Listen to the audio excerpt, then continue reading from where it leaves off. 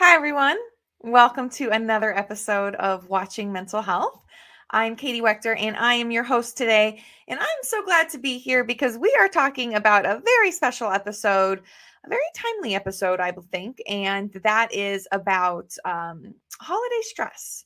And I think we're all feeling it a little bit right now, whether that's related to the recent election or that's related to the upcoming Thanksgiving and or Christmas with the family. I know that it is kind of a challenge for some. And as much as we want the magic of the season to come alive, mental health challenges, stress, and life can and does get in the way of that. And so I figured that on this episode of Watching Mental Health, we would talk a little bit more about mental health around the holidays, how to manage that, and also address the big elephant in the room, grief. And I think no one really talks enough about grief during the holidays. And so the holidays are tough. And I know that I have had challenging holiday seasons, and some have been easier than others. I think the same can be said about anybody, right? When you spend the holidays alone, that can be more challenging. When you spend the holidays after a divorce or after the loss of a loved one, I know that can be really, really difficult for, I think, anybody. And so let's talk about it. So, what is holiday stress? Well, holiday stress basically is the feeling of that overwhelming pressure and anxiety that occurs during the holidays. I think some of us can feel it in our chest, right? Some of us can also maybe feel it in our tummies. Maybe we don't sleep well. Some of us can really feel it maybe in the form of headaches or distractions. And that can be really hard. And there are common triggers for holiday stress that happen every single year. And so let's talk a little bit about that. And I think that when we know our triggers, that'll help us to better understand how to address them, how to acknowledge them, and then how to manage them. And so, holiday stress common triggers include, first and foremost, I think financial stress, right? We all feel a little bit of that extra strain around the holidays. I think we're all still not used to the high prices of groceries that I don't know or have actually are going to go down. And, adding on all of that extra stress of buying presents, of expectations, of social events, all of that adds up. It all adds up, and it's all financial stress as well, especially here at the end of the year, which I know for some can be even more stressful just in itself around finances, taxes, all of that good stuff. Another common trigger of holiday stress is family dynamics and conflicts, right? So I think that we're going to see maybe a little more of that this year, depending on what our family dynamics are. I know that politics has strained a lot of families, and a lot of families may be bringing that kind of stuff up during the holidays. And so my one kind of steadfast rule is don't talk about politics during the holidays. I also don't like to talk about religion during the holidays. I think that's another perhaps contentious point for some families, and there are families where people will go off and develop different points of views, different perspectives on life, join different parties than their families, and even perhaps join different religions than their families. And all of that tends to be brought up around the holidays. Funny enough, that kind of stuff can be brought up around weddings too. Family dynamics, I think, are very stressful to manage during weddings and during really anything that's important, any important events in life. The family dynamics can add an extra layer of stress. Another common holiday stress trigger is overpacked schedules and social obligations. So I mentioned this before, but It's not just the presence, it's doing things. I think, especially for our introverted folks out there, it can be hard to get out and to socialize during the holidays, to be expected to socialize, not only with family, but perhaps with work. Perhaps you are expected to show up to holiday parties that you have no interest in being there for, but you have an obligation to be there for whatever reason that may be. Those social obligations can be challenging. And especially, for those not only introverts, but for those who are, socially anxious. So for those of us that have social anxiety, that struggle to get out, that can be hard. Even the idea of traveling, even traveling during the holidays, I think is like not pleasant for anyone. And so just imagine if you are dealing with a mental health condition on top of that, that's even more stressful and difficult to manage. And, even less is in your control during moments like that. And so that's a big part of the holidays. And, a lot of people don't talk about that, about how stressful these social obligations can really be for us and how draining they can be. And another thing that's really draining, and the last trigger that I'll touch on, is grief and loneliness. So, spending our holidays alone. And it's not just grief after someone who we love dies, it's grief after a child moves away to college, right? It's that empty nesters syndrome. It's that big change. It's grief after a divorce, after a family breaks up. The holidays can be so hard after events like that, not only for the people who are experiencing those, but for the children involved, for all of the other families that are involved in that. And, a lot of people don't think about that unless they're experiencing it. Grief is something that we avoid in life. And that can be really hard, because then when we're going through it, it feels like no one wants to talk about it. And it feels like we have no one to talk to about it. And if you are experiencing grief and loneliness, we'll talk a little bit more about that later on, and maybe some tips around that. But for now, let's get into practical strategies for managing your mental health during the holidays. So, yeah, I think that it's important to take extra time to take care of yourself during the holidays. We spend a lot of the holiday season thinking about other people and how can we, show love to other people? How can we give magic to our children? What will our loved ones want for Christmas or Hanukkah? And we don't spend enough time thinking about ourselves. So I am, first off, a big proponent of, a big advocate of, giving yourself a gift for Christmas and for Hanukkah. I think that's super important. If you're going to give something to somebody else, I think you should give something to yourself as well. Now, do you need to give yourself a gift for every gift you give other people? Probably not. But, a couple of nice gifts that that you want, that maybe no one else is going to get you. Well, you deserve that. And so that's my first little tip there. But let's actually jump through some actual practical strategies. And the first is to set boundaries.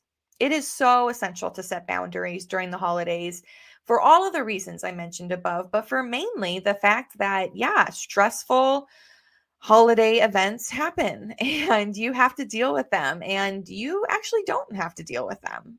You can choose if you want to show up to some of these events that you maybe feel obligated to show up to. And I know for our people pleasers out there in the world, I'm giving you permission now to say no. You can say no to an event. You can politely decline an invitation. It doesn't make you a bad person. And it certainly will not make anyone think any less of you. So if you are not obligated to be there through work or what have you, don't feel obligated to be there for every single social event. Because if you're not wanting to do that, then don't torture yourself. Set those boundaries. And then limit time with challenging family members. I know It can be hard, but it's important to set boundaries even around the family. And perhaps you can't get away, right? Perhaps you can't leave the table, but you can steer clear of topics. You can not engage in conversations. You cannot take the bait, frankly. I know that we probably all have family members out there that like to stir the pot, maybe. And if we are one of those, perhaps don't do that. But, if we're experiencing that, don't engage. You can set those boundaries around that. And it's okay to walk away if you are being truly, mistreated. It's okay to put yourself first. And so make sure that you take care of yourself when it comes to difficult family members. And then lastly, around setting boundaries, lower those expectations a little bit. I think that we all, especially for maybe first time moms out there or for first time families, first time, married couples like myself, we may have bigger expectations around the holidays than what the holidays can provide. And I think that if we, go in with a little bit less of an expectation and a little bit more of a grateful heart, then the holidays won't be quite so hard when it comes to maybe what we're hoping to get out of it, right? But then, really, I think when it comes to managing your mental health around the holidays, is you got to prioritize self care. So that might include scheduling downtime. That might include actually putting in your calendar on your calendar relaxation time or meditation time. That might include, going to the gym, maintaining those healthy eating and exercise habits that I think that we can all maybe let go of a little bit during the holidays. I know I can do that. I've done that essentially. And so I need to get back into the gym because I know that it's important to keep moving, to keep getting out there, to keep staying active, and to drink enough water. So I think during the winter seasons, a lot of us don't drink enough water. We don't think about it as often. And especially here in Las Vegas, it's cold now. It's not hot. And so we maybe aren't thinking about drinking water the way that we were in the summer times. But it's so important to keep drinking water because not only in the winter are we in a drier climate, so that in itself can be very challenging to deal with during the winter. I know a lot of people that get those cracked hands during the winter in a drier climate. So it's so important to hydrate your skin, but your insides, right, with water. And it's definitely important to take care of your body because there's lots of alcohol during the holidays. There's lots of sweet treats during the holidays, and it's okay to eat those. I'm going to eat some of them. And I know that there's usually a little bit more wine involved, right, than a typical a typical month out of the year. But definitely make sure that you're taking care of yourself in between those moments. And then lastly, you want to acknowledge your grief. And so really pay attention to how you're grieving as part of your self-care during the holiday season. And so that might include going into mindfulness techniques. And so that's my next kind of tip for managing your mental health, which is to, not only practice self-care, but to be mindful in that practice. And so that might be practicing deep breathing exercises. I think we can all breathe a little bit more. That might also include mindful eating. Mindful eating is very important during the holidays because, again, like I just said, there's lots of things around there, lots of things we can indulge in. And so we want to be mindful about how much we're indulging and what we're indulging in, and to really appreciate those moments of indulgent, and then to also recognize when you need to come back and take care of yourself a little bit. And so mindful eating is great for that. But another great technique for mindfulness during the holidays is practicing gratitude. We talk a lot about gratitude during November, especially during Thanksgiving.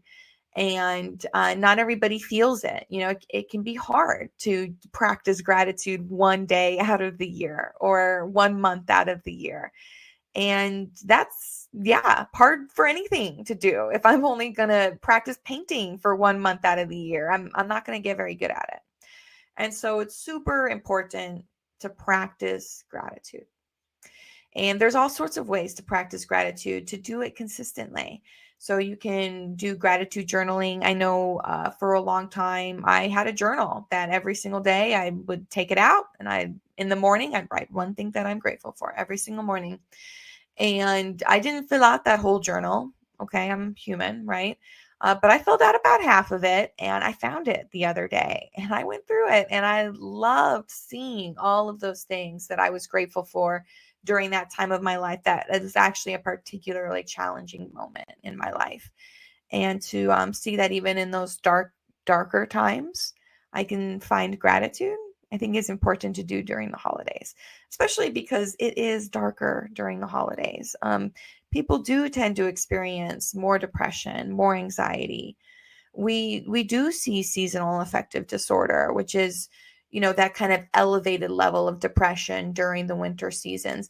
And that typically happens between November, December, when that time change first occurs. It can be really hard, not just on kids, but on adults. Now, I'm a proponent of the time change, but I understand the challenges that comes with it. But then also just the holidays, right? Again, that holiday time in itself can trigger moments of depression, can trigger, symptoms of seasonal affective disorder. And so it's important to do what you can and focus on what you can. And so part of that is that gratitude moment. Gratitude can be so healthy for your mental health. Will it solve mental illness? No, of course not. But it can really help you focus and make room in your brain, in your mind, for those good moments as well. Because the bad moments are going to be there. And so make space for the good ones through things like gratitude journaling, like I mentioned, but then also other aspects of gratitude. There's, waking up every day and saying 3 things that you're grateful for aloud if you don't like writing things down. There's listening to gratitude affirmations, or all sorts of affirmations out there around gratitude. And so it's a matter of finding what works for you long term. And so then that way you can consistently practice gratitude, because it's kind of like that quote, motivation is like bathing. You got to do it every day. Otherwise it doesn't work. And I think gratitude is similar in that aspect. Another aspect of mindfulness techniques to focus on are focusing on those positive moments in you. Focus on self-compassion. Focus on self-love. Give yourself the gift of magic this Christmas. Maybe you didn't get to grow up with magic. Maybe you didn't get to do the gingerbread house that you always wanted to do. You can do it now. You can do it. Go do something that will give your inner child a little bit of extra love. And I think that's really important to do during the holidays. And then the last technique I'm going to mention around strategies for managing your mental health is to connect with others. And so that may not be your family, right? Maybe your family really stresses you out. Maybe you don't have family, and that's okay. There are others in the world that are seeking connection. And maybe it's time for you to go find a new friend. Maybe it's time to find a new group, a new community, a new support system. So there's all sorts of ways that you can connect with others. And, if you struggle to, go out with family and friends that you can join support groups. There are support groups in town. NAMI has plenty. The National Alliance on Mental Illness has them for both peers and family members. You can join meetups. You can join events. There's community events that do happen that maybe are around something that you're passionate about. Maybe there's a painting event that you really like. Maybe there's a wine event that you really like. Maybe you're passionate about children's mental health.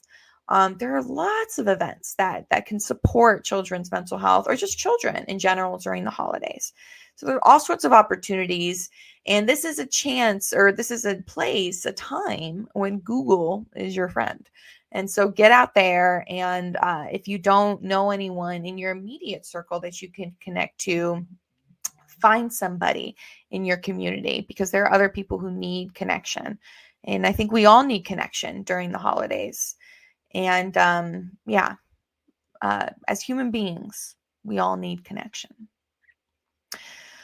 All right, so we have 10 minutes left before I wrap up this show, and I'm going to take this time to talk about grief, because nobody talks about it. Nobody talks about grief during the holidays. And it's because it's hard. Grief is hard, right? And I lost my grandma, my grandmother, a year and a half ago, almost 2 years ago. Oh my. And she was the first person in my life, in my family, who had died, and not by suicide. So it was a different sort of feeling to see her slowly pass away. She died just after the holiday season. And that was hard. And then people will give you that acknowledgement that it's hard, and then they won't say anything again, right? And during the holidays, all of those feelings can come up again.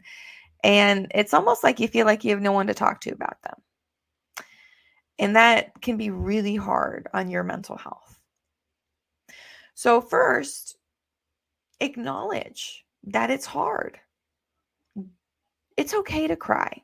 Stopping yourself from crying. It's okay to miss someone. It's okay to miss someone that you're not allowed to miss.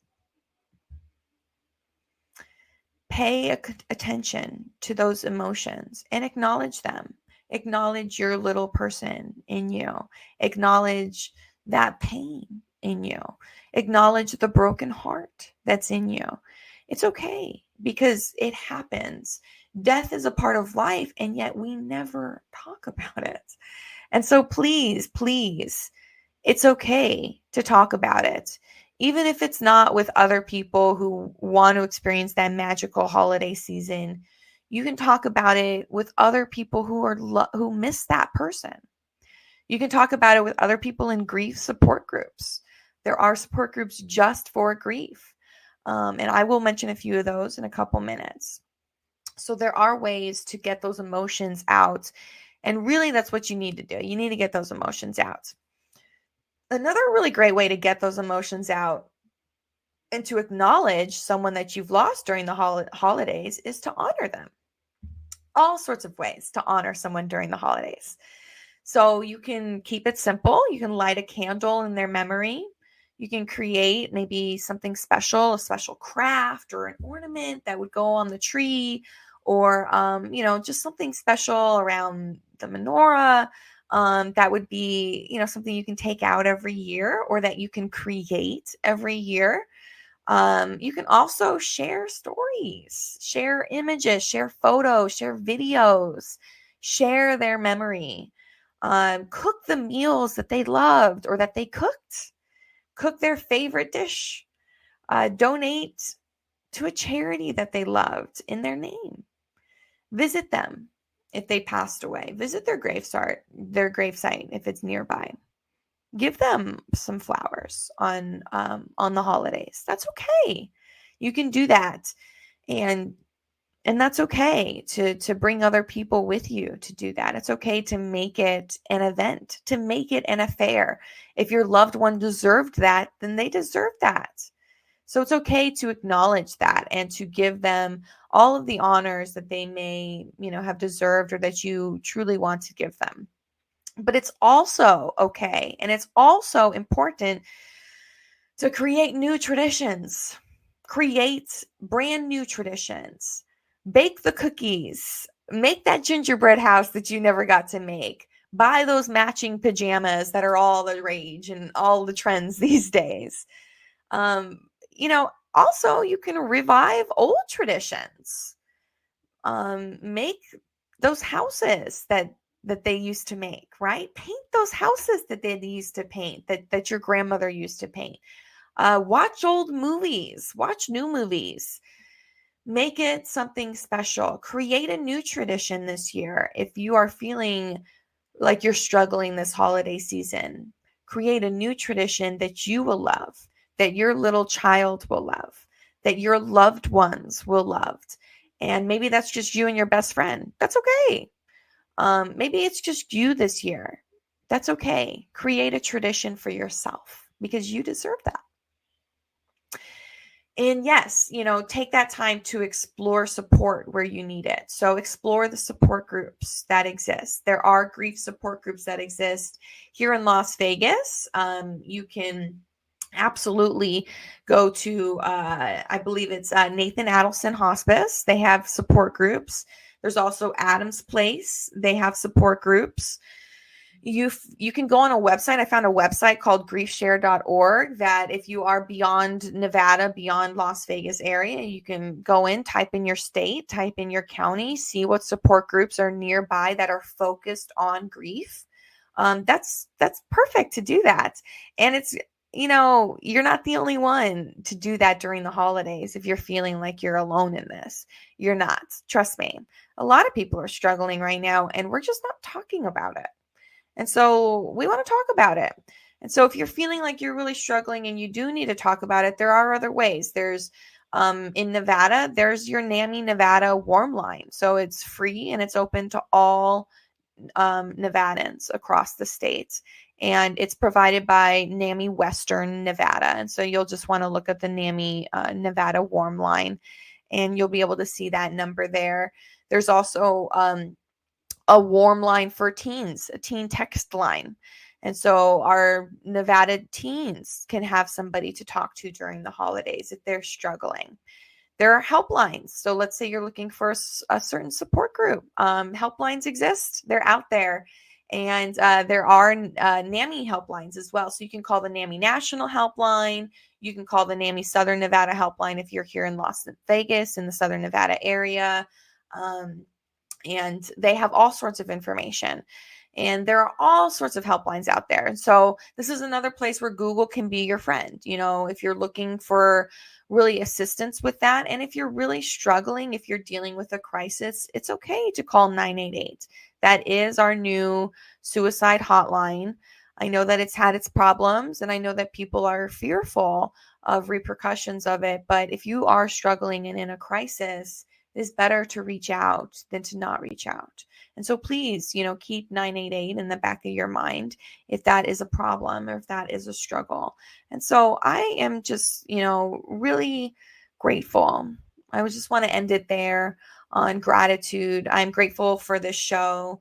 I am grateful for my listeners. The show is small but mighty, in my opinion.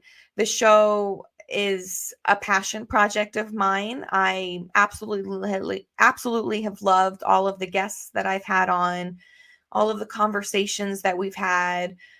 We are talking about mental health, and many of these guests are making a true difference. And so I'm excited to keep the show going. And this is going to be the end of my second season. After our next show will be the end of my second season. So I'm excited to keep it going. Season 3 will be starting up fresh again in January with a whole new slate of guests. We might be bringing back some old ones that were really great, but please stick with us. Please share. Please get the word out. We need more people to listen to these conversations about mental health in order to break down these stigmas and in order to make a difference in our states, in our communities, in our policies. We need to share these stories and be willing to say them to the world. And so I just appreciate everybody here. Again, every single one of my listeners for taking the time. Every first and third Wednesday, we are live here on PR Connections Radio. But then also check out my website, katierosewechter.com. It may change now that I'm married. So that's the big change for me this year. So the name may change, the last name. But in the meantime, just stick with me. katierosewechter.com is where you can see all of our old episodes. Please go in, scroll back, check out those old ones that you haven't seen. You can see our YouTube, our Spotify, all that good stuff if you are more of an audio listener. So And then also, if you're a reader, we do have all of our transcripts up as well as blogs. And so please check out my website. Please check out our show. We're going to be here next time, December, what is it? Going to be December 4th is going to be our last episode of this season, of season 2. And again, just so excited to have you guys here and looking forward to January to start off fresh with season 3. But please tune in next week because Trey Delap will be joining us, and he is an expert in Nevada policy around healthcare, around mental health. These are prime times because we just had the election. So he's going to talk about fallout from that. And we have our legislative session coming up. Nevada is only every other year. So the legislative session does not happen all the time. And so these are exciting times. And so he's going to break down what's coming up, what you can expect. There's a lot happening in healthcare and mental health this time around. I know the legislative session will be packed with that information and how you can make a difference. So how can you advocate and how can you be a part of the legislative session? He's going to break it all down. I'm so excited to have him. It's going to be a really good episode. So please join us next time, December 4th, for our last episode of season 2. And in that, I'm going to say goodbye. Thanks again, everyone. And I hope you have a great day. And we will see you again next time. Bye, everyone. Have a good one. PR Connections Radio thanks you for watching this podcast. Check out more episodes of this show and our others at prconnectionsradio.com.